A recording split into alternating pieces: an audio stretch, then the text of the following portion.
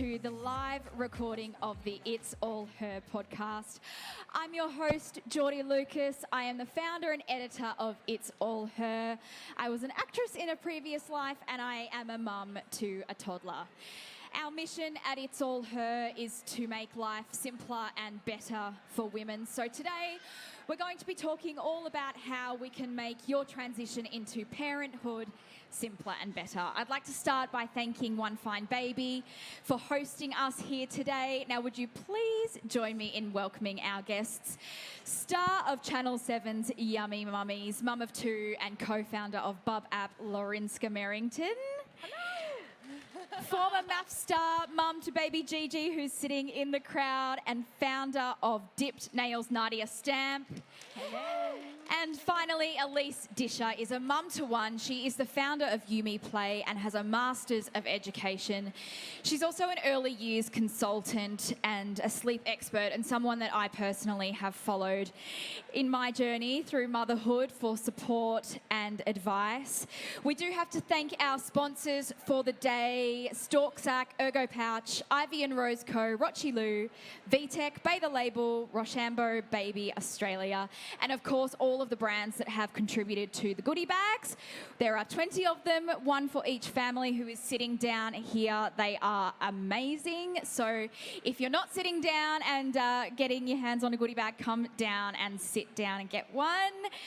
Right, ladies, let's get down to it. Can we each get a bit of a rundown of what life was like for you all before motherhood? So, Lorinska. Yes, super easy. And we're actually just having a bit of a gag before. We were just saying how when you have children, it's so much busier, but I think you become more precise with what you do, and you say yes to certain things you can handle, and then you say no to things that you can't. So you become better at, I suppose, delegating, you become better at saying yes and no. But life before children, lots of hangovers, lots of spicy margaritas, sleeping on friends' couches, getting to work, kind of having Thursday night drinks, then going to Sunday, and now it's completely changed. How about a hangovers when you have kids? To the hills. The absolute worst. Nadia, what about you? Well, I think for me, I had Gigi when I was a bit older, so I'm 42 now, and my life has been all about just, I guess, my career and ambition and taking opportunities, and risks, hence why I went on reality TV or Married at First Sight, and just sort of seeing where my life would end up. Lots of hangovers as well. But I was floating through life, just finding a purpose, and then I realised that my biggest purpose in life was to be a mum and to bring another little being into the world. But I think it was my divine timing. And you can't rush these things, and you don't know when it's going to happen. I mean, I was living in Adelaide. I grew up in Adelaide, moved to Brisbane, moved to Melbourne, and now I'm living in Geelong with, my partner and have a beautiful little baby. So life can really change, but I was just very dynamic in my approach to life, and I just threw myself into everything. So I can now sit back and say, well, I've got a child. I don't need to prove anything anymore. I've done a lot, and I've got a lot of stories to tell. It's funny how your priorities change when your baby comes along. Elise, what about you? I know there was a lot of study because you've got a master's in education. What was life like? Before I had my daughter, I was very career focused as well, throwing myself into every project I possibly could. I was working for a really large organisation supporting early childhood educators, and actually studying my master's as well. I had been with my partner for only 2 years, and so we had a beautiful surprise when we found out we were pregnant, and a very big shock because I was so committed to my career and to where I wanted to go as a female, and wanted to make a difference. And then I thought, oh my gosh, how am I this is such an interruption. And little did I know that this was just the beginning, that she would bring so many more opportunities. So, yeah. Amazing. So let's talk about pregnancy now. And obviously, pregnancy is such a different journey for everyone. What was it like for each of you? What were some of the ups and downs, maybe some of the things that you weren't expecting with pregnancy? So with Penelope, super easy. It was literally too much information, but first crack had Penelope. So, and I was in shock. I felt so tired and I was trying to run. I'm like, why can't I run? What's going on? And then, yes, obviously 9 months later, then I had Penelope. And then to have Florence, I had my first miscarriage, which was such a shock because I was just expecting a super easy pregnancy. And I was like, how is this happening? Why have I had this miscarriage for? And I remember I had to board a plane for a job overseas, and I just had to play on. And I think that was, as a mother, it's just what you do. It's like, I've got this. And I was really too scared to ever talk about it because I thought, what have I done? And I remember my husband saying, what could it have been? And I just broke down because I automatically thought, what have I done? You know, you start thinking about everything you ate, what you did you exercise, did you run? All these things go through your head. And then once I was educated, you start realising, you know, that it's quite common. I think it's 1 in 4. And it took to have Florence. Then I had another miscarriage during COVID, and that was on my birthday. And then I just felt so defeated. Anyway, and then, yeah, we had Florence. But I was so anxious. I went from having super easy pregnancy, not thinking about it, then to having my second pregnancy and every scan, like nearly hyperventilating, going, I hope everything's okay, I hope everything's okay. And then to the point where I was about 38 weeks and I kept saying to my obstetrician, I want to come in for a scan, I want to come in for a scan, just to make sure everything was okay. And then finally had her in my arms and it was just like, oh. So, yeah, it was. And I remember my obstetrician saying, your first pregnancy was actually, that's abnormal. You know, that's not a normal pregnancy because there is, you know, you go through different trials and tribulations. But yeah, it was hard. But the reward is amazing. First time mums is really good, I promise. Nadia, what about you? Well, I guess for me, number one, my partner and I were wanting to have a child, and we're both in our 40s, and I like to think of myself as a young, fun 40-year-old, 40-something-year-old. But I guess for me, a decade later, having a child when all of my friends probably had theirs in their 30s, I was a little bit more sensitive to the people around me, knowing that there were a lot of my friends in their mid-30s going through IVF and really struggling to get pregnant. And I just am a bit of a sponge when it comes to that sort of thing. So I just assumed that I was going to have a problem too. So I went to go and see a fertility specialist just to go and check everything and make sure that I was all good and that my partner was all good. And I was trying to find problems. That's just who I am as a person. I was just trying to find problems, and but in the end, after I sort of relaxed and sort of went with the flow, we managed to fall pregnant naturally, which was a blessing. And I think it's more, the stress. Like if I look at pregnancy and what I went through, like, did I enjoy it? A lot of people kept saying to me, oh, I miss my belly, I miss being pregnant. And here I was sort of in my first trimester, sort of trying to work. We were in lockdown, dipped nails was going through the roof, orders were going crazy, and I was trying to pack orders and I had to try and get help. And I was pretty much lying sideways eating baked beans and eggs mixed together. Oh my God. That was my thing. It sounds terrible, but my cravings were wild. And then, look, I love the journey when I look back at it, but I didn't have as much energy. And I missed that because I was so used to being just able to do and fit everything in.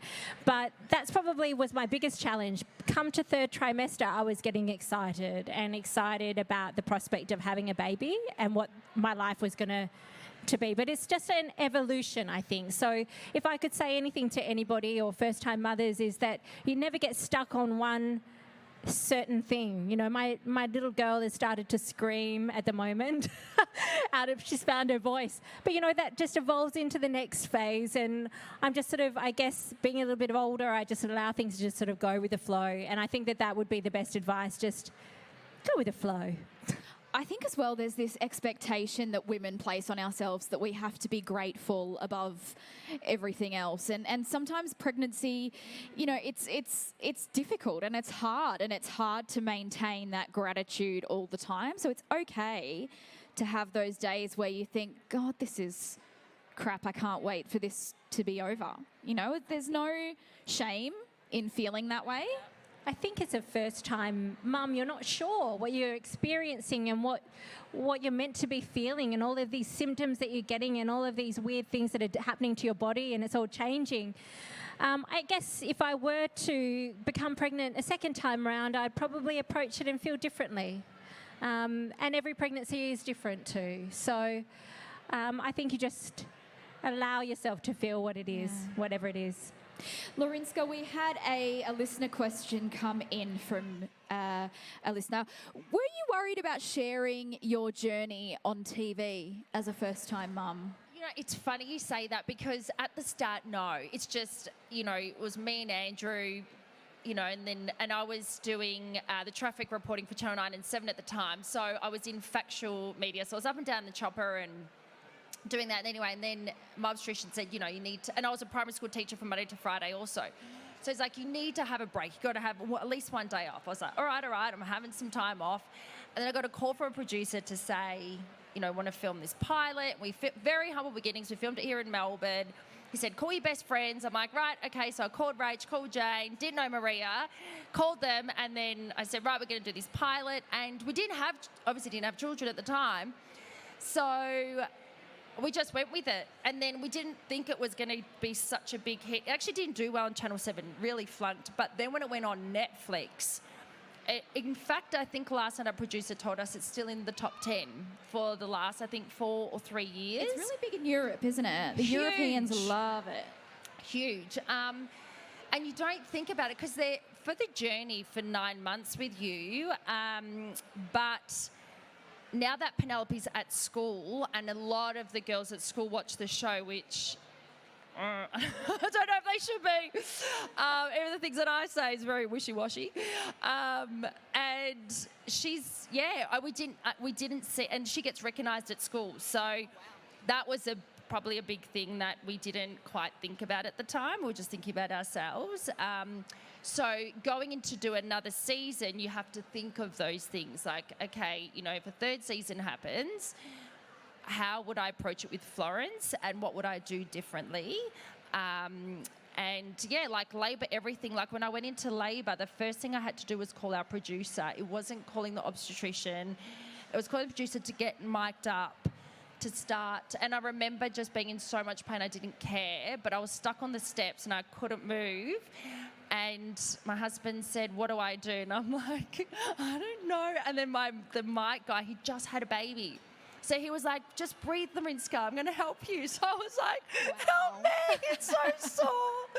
And then, we got into the hospital. But and then from then, they were following, and I said, no. I said, I've got to do this part. But literally, they were waiting at the door. And then as soon as Penelope came out, the cameras were smack bang in your face. So it was full on. So, but that's what you sign up for. But then when it hit Netflix, it was just a whole different level. But, I mean, you know, there's good things too. But, yeah. You kind of touched on the next question that came through from a listener. Is there going to be another series of Yummy Mummies? Oh, I'm in so much trouble. I've got to answer this very carefully. There is chats. Leave it there. Let's talk about the newborn stage, which many of you will be entering soon, or maybe you're in it right now. The big topics that come up with newborn are breastfeeding, formula feeding, sleep, mental health of both mum and dad are incredibly important. What was your experience like in that sort of 4th trimester stage, Elise? Well, I didn't spend much time in the 3rd trimester. My daughter was surprisingly born at 32 weeks. Wow. Yeah. And she was great. Like, she actually, I remember the doctor saying, you know, my waters broke. I went to bed that night. I finished up work because I just didn't feel right. I was like, I need to stop. And it was about a week before I was due to finish work. And I went home that night and I thought, oh, I've just got to finish this assignment and then I'll be on maternity leave. And it's like I went to bed and took a breath, and then my water just broke in the Wow. bed. And I was saying to my partner, my water broke. And he's going, surely not. Maybe you're just wetting the bed. And then he lifted up the sheet. I think it's about 10% of people that actually don't quote me on that. I'm really bad with numbers, but it's a small amount of people that get the rupture. To me, it was like a bottle of milk going like this, like getting like a big 2 litre, it was not like Wow. wetting my pants, no. And so anyway, I knew, and they told me, don't worry, she's not coming today. And I'm thinking, she's coming.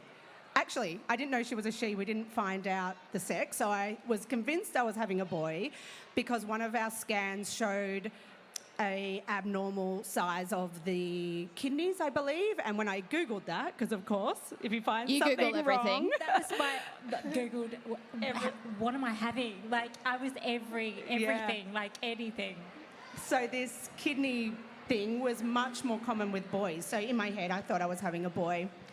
And yeah, she ended up coming a couple of hours after they said, no, we'll probably keep the baby in for another 2 weeks. And I knew, and yeah, and then she came, and we had a really smooth experience in the NICU. So that's why I think I can speak about it positively, because she did really well. So I was very blessed to have a really smooth sailing month in there, and then she came home and off we went. Yeah. And Nadia, what about you?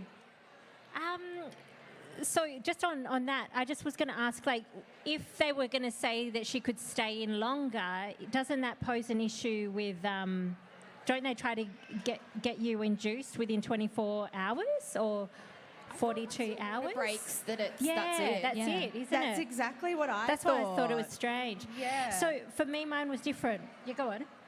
I actually can't remember what the science was behind it, but I remember saying, well, she's going to dry out. Yeah, that's what I'm thinking. Here I am. That's my first question. What's going And I on? can't remember. Like, obviously you're in shock, and there's only certain parts of the experience that I remember. But yeah, if there's any medical people listening, Yeah. message me and tell me what it is. But That's they right. actually said, no, she will be okay. She'll be okay. Yeah. So my situation was different. Being a 42-year-old, the first thing they said, I was in the public system. So I was seeing a different obstetrician every time I'd go in for my appointment, which did drive me a little bit potty, but you just go with it, because I didn't think I was having a child. And of course, I deactivated my private health with pregnancy cover in 2019. So I didn't have a chance to, go back. It was either that, or I just sort of went with it. So, but the first thing that was said to me was, well, you're 42, so that means that we're going to have to induce you early because it's unsafe. And I said to them, I want a natural birth. I don't really want to be induced. I feel healthy. I don't have preeclampsia or gestational diabetes. Like, what are the reasons? And look, they kept on saying, and they kept on measuring me, saying, oh, you're, average size baby. And then 41 weeks to the day, my waters partially broke. So I went in and they checked me and said, you definitely have had partial waters break, so we need to get you back in within 24 hours to induce you and start getting things moving. And so I went home trying to get myself into labour. Eating so many dates, I tell you. I can't look at another date. If you know about the dates, apparently it's supposed to help you dilate. And raspberry leaf tea. I was drinking, guzzling that. So I've gone home, started to get some contractions, and, eventually, looked at the clock, said, okay, I'm ready to go in now. But unfortunately, I had to go through all of my pre-labour in the hospital with a one of those straps-on CT scan thingy-me-doodahs on your tummy, and it kept on slipping off. The alarm kept on going off. And you know how they say you need oxytocin to dilate, and you need to be in a beautiful situation. Your partner needs to give you massages and make you feel all wonderful. Well, I didn't get that in hospital. It's all crap. And of course, being a first-time mum, I'm ever hopeful. So the whole process, I was in the hospital. I think I was in labour for about 20 hours without pain, any painkillers. Then I got to a point where my partner fell asleep and he was watching golf, and then he fell asleep in the corner, and I was by myself, and I was just going through these contractions, and they weren't coming close enough together. Because her head was so fully engaged, they couldn't break the rest of the waters, but they needed to get her out. And I just got to the point where I was so exhausted I couldn't go through the contractions anymore. So I said, pass me some gas. Like, I'll just take some gas. Took the gas everywhere, like filled up a whole bag full of vommy. And then I just said, look, sign me up for an epidural. And then after that, it was like they went to go and check to see if I was dilated after 20 hours, and you've only dilated 2 centimetres. I was like, oh my God, this is so emotional. Anyway, so I just booked in for a cesarean straight after. So, yeah, so it doesn't really answer your question about the newborn phase, but yeah. Sorry, I totally gone down just told you I'm breastfeeding. Breastfeeding, I think. I had just a told you elective my best story. cesarean for the size of my baby, and let me tell you, people will harp on about, don't do a cesarean, or you should try and do a natural birth. Cesarean was the best thing I ever did. It was the most relaxed, calm, peaceful way to bring in my baby to the world. So if that's what you feel that you really want to do, it's about going with what you want and trying to eradicate that noise And expectation. Yeah, and it's not a failure if you needed the gas or whatever. It's what it is. I definitely do not regret it. Once they pulled her out, she was nearly 9 pounds, and they, even when they cut, sorry, graphic, but they tried to pull her out and they said, oh, she's a lot bigger than we anticipated. So everything happens for a reason, and I think once you sort of take away those expectations, you accept it. Yeah. You find peace with it. Let's talk a bit about products and things that make motherhood easier, because as a first-time mum or even a second-time mum, you'll scroll through your social media and see a plethora of products and everything that you must have for your baby. What was something that you purchased or maybe you were given that you think, if I was to do it all again, that would be at the top of my list? Don't know if I can. I mean, yeah, I kind of have purchased her, but it was my mum. I think my mum was just my absolute rock. Like, when I was doubtful, or if I wasn't sure if I was doing the right thing or the wrong thing, and not when I necessarily, when you're in the midst of it and you've got spew down your top, you've got your dishes everywhere, you're a mess. And they say sometimes call on your village, and you're like, I don't want to have my village here right now because I look like a mess. I just want my mum.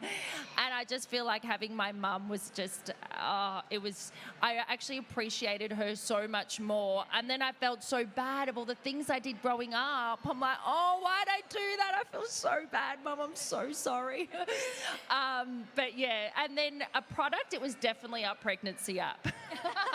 I had to throw it in there. Which you can check out over there, the bump stall over there after the show. Nadia, what about you? Look, I mean, I pretty much bought and was gifted everything that opened and shut. When it came down to what I really needed, it was really simplicity.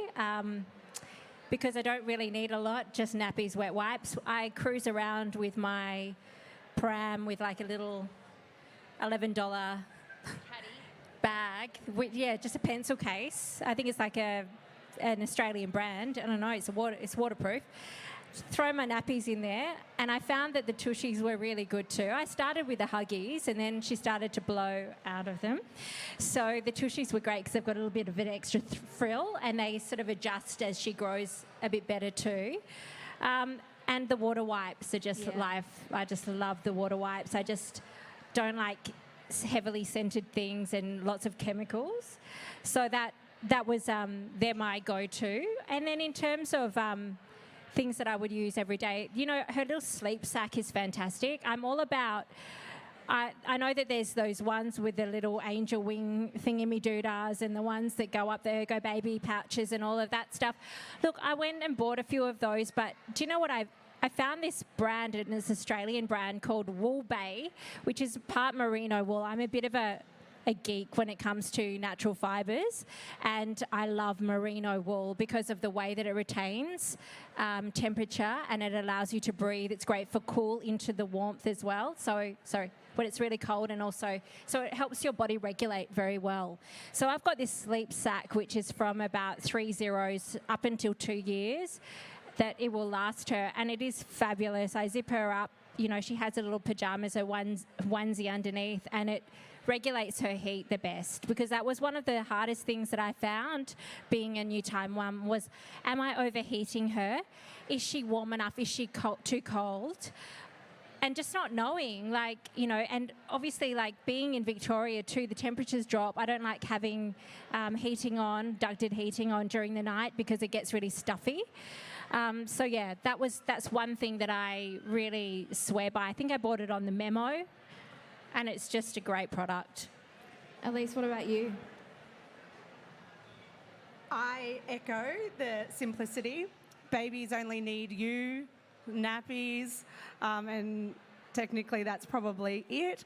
So I was thinking about this hard, and I was trying to go back to like what could be helpful for someone in the audience right now. And for me, if you're choosing to breastfeed, Max was fed through a tube at the start, so I needed to pump if I wanted to do that, and I was really early. And at the hospital, they had the hospital grade breast pumps. And what I didn't know at the time, and yeah, I couldn't compare anything. I'd never done it before, but it worked. Probably a little bit too well because being out of control I wasn't able to, you know, hold her all the time or breastfeed her or anything. So I just went to town pumping, and too much information, but I pumped so much that you can picture the scabs on my nipples were like 2 chocolate drops stuck on the top. And my sister-in-law came in, and she'd had 2 babies who are older now, and she looked at me and she's like, "What are you doing?" And I was like, okay, too much. Anyway, when I went home, I didn't know this, but you can hire them from the chemist, and it's about $35 a week. And I also had the Medela, the one that you can buy, and they're not even comparable, like in the beginning days. So if it's something that you're really wanting to do, I would highly recommend getting the hospital grade one. It's really huge, but so effective. I also really loved my baby carrier, the baby wearers. I found, especially as a working mum, or even if you just want to get things done around the house during the day, let me tell you, there will be days when your baby just needs to be on you and doesn't want to be put down. And so a good baby carrier or baby wearer will serve you well. Nadia, a listener question that came through for you is that you made an effort to be informed during your pregnancy. What was the biggest surprise with Giselle? So I'm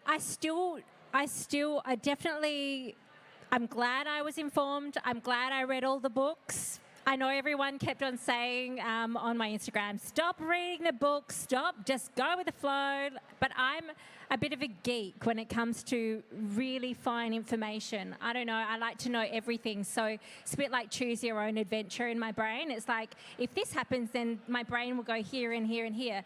I just needed to know the technicalities of what could happen, and just for peace of mind, whether it was going to be a natural birth or not. Obviously, I wanted the natural birth. Do I care whether I had a cesarean? Not at all. I'm so glad I had the cesarean. It was the right thing to do. But I was very protective over any decisions that were made above me about my body. And that's why I was so strongly informed, because I wanted to know exactly what I was going to go through. I didn't want someone to just tell me what I needed to do when I walked into the hospital, because it's my body and I want to do what feels right for me, you know? And that's like, I don't want people telling me that I need painkillers if I don't want them right now. So whilst I did end up with the epidural that led into the C-section, that was the right thing at the time. But I tried, and I can walk away saying, well, I did everything that I could to go for that, but this is the way she came into the world, and it's still wonderful. You know, here I was thinking, oh, I want a better recovery. I don't want to have a cesarean because, you know, yeah, it was a little bit harder for me having the cesarean, getting up and down out of bed and trying to sort of heave her out of her bassinet. You know, in the end, I ended up co-sleeping, and then so much noise about don't co-sleep, don't do this, or get them into a routine. No. You do what's right for you. I mean, as a mum, you know, you look around for danger. Mate, back in the day, I used to lifeguard. I lifeguarded for 13 years. And as for 13 years, the first thing that you are told to do is look for danger before you start to act on anything. And that's what you do with a baby. First, before you leave a room, you always keep your eye on your baby and you look around and make sure, like, if they're going to be crawling, like, what are they going to bang into? You just future-proof your stuff around you. And I think that's probably, like, just being informed was everything to me. I like to be informed. Yeah. Elise, you're extremely educated when it comes to attachment and early childhood. Can we talk a little bit about what is healthy attachment and how are some sort of simple ways we can achieve that with our children and babies? Yeah, sure. Attachment basically refers to the relationship that you build with your baby over time. And it's through reading their cues, getting to know your baby, because every baby is different. So it doesn't matter how, like you were saying, you can read every book under the sun and that can build your confidence. So even people saying don't read the books is not helpful advice, because for you, that's what you do to feel confident. And then once you have that confidence, attachment is built through the serve and return interactions and responsiveness that you have with your baby. It will happen naturally. And it is really important because it's within the attachment relationship that children learn what it is to be in a relationship. And so the patterns that they have with you as their parent, they will then carry those relationship patterns with them throughout their whole life, and with their best friends, with their teacher, with their partners, and then with their own children. Did you want me to talk about how to do that? Yeah, maybe some simple sort of strategies or something we could do perhaps every day to sort of build that attachment. Trust, everyone says it, right? It's a bit cliche now. Trust your gut, trust the instinct, trust what comes naturally. You'll feel the pull to respond to your baby. Society will tell you at times that that's the wrong thing to do, that you are spoiling your baby, that you are picking them up too much, that you're creating a rod for your back. But what you're actually doing is what you are biologically wired to do, which is respond to your baby.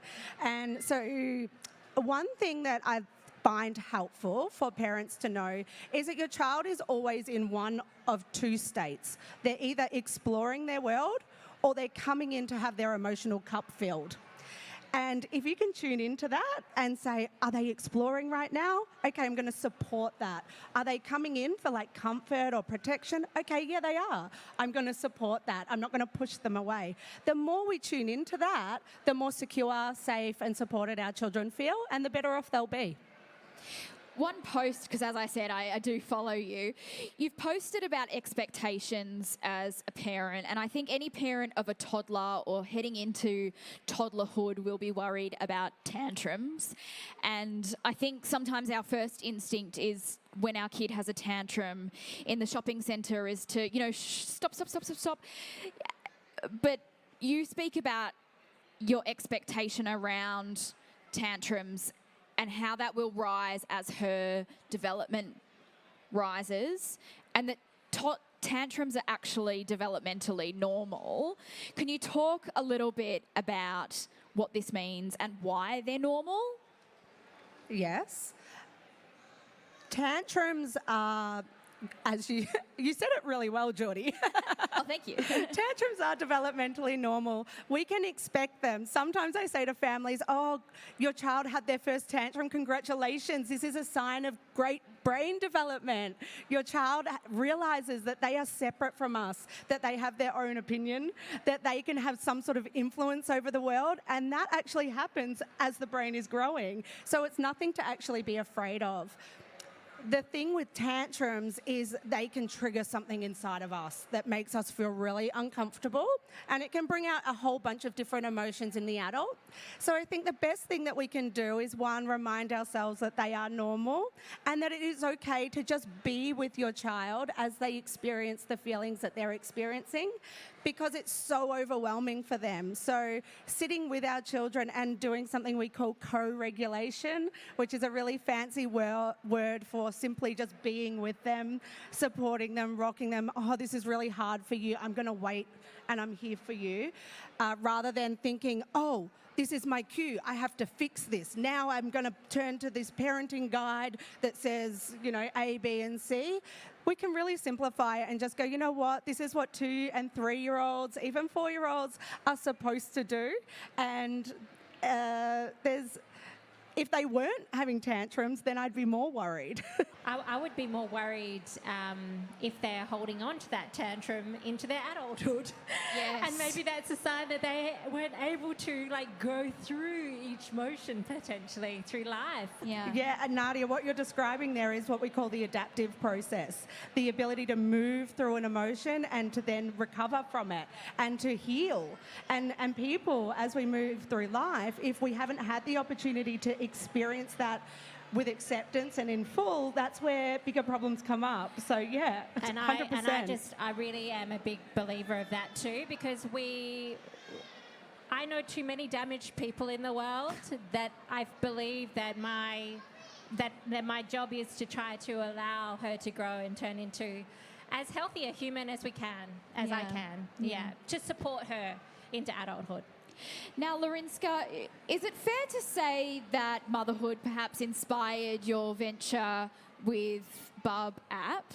Can you tell us a little bit about what we can find on the app and maybe what is in store for you next business-wise? Yeah, so being heavily invested, similar to you in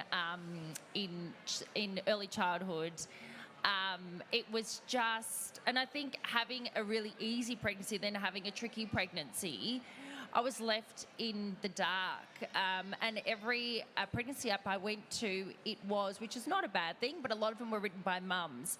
And so me and my business partner, Liz, we just started engaging in with Frances Perry and our obstetrician and midwives and wellness and Pilates, and we started to build this pregnancy app that was there to support mums that maybe didn't have those easy pregnancies. And it wasn't like, okay, week 6 and, you know, your baby's got this, this, and this. Week 8, your baby's got this and this and this. So it was fumbling through the dark, late at night, eating loads of chocolate, pregnant, and we just put, one step in front of the other. And I just went through my pure troubles that I was having. We had an incredible app developer who was with the journey with us.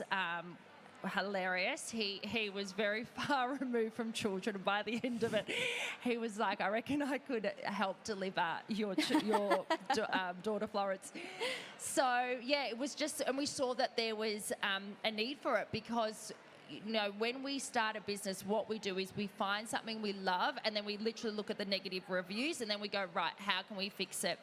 So, yeah, then when we got endorsed by Frances Perry, that was a big step for us because, you know, you're endorsed by such a huge hospital and a really well-respected one. So, and then that's how it grew. And then the kind of next step, we took a step back a little bit. We actually just had our 3rd-year birthday because it's then COVID hit, so we had to update the midwives and the obstetricians and get all that information because it's a medical grade app. You cannot stuff it up because it falls on us.